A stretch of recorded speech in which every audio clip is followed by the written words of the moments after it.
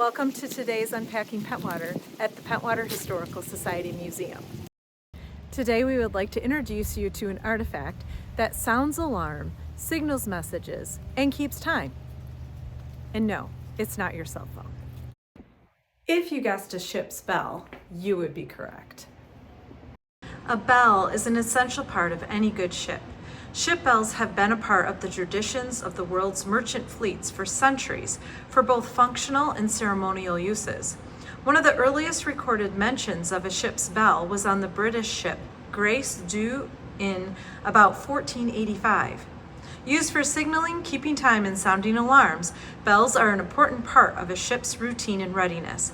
The number of rings, the time between rings, and the frequency and duration of the rings will communicate a variety of messages to the crew and to others.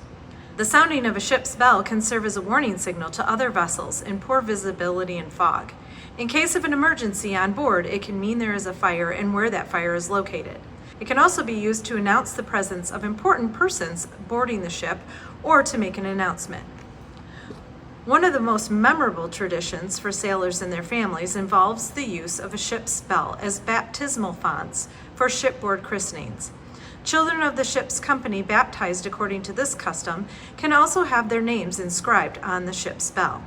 A baptism in the ship's bell is taken as a sign of life and good luck for the ship. The bell we have featured in the museum isn't just any old bell. This is the original bell that was aboard the Novadoc when it sank in 1940. If you've tuned into our other videos, you know that the Novadoc sunk on November 11, 1940 during a tragic storm.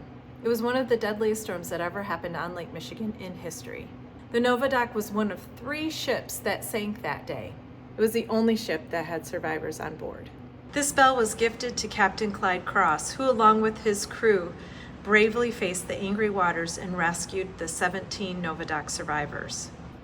Thanks for joining me today. To unpack more of Pentwater, click on some of the videos, or better yet, come visit us at the Pentwater Historical Society in Pentwater, Michigan.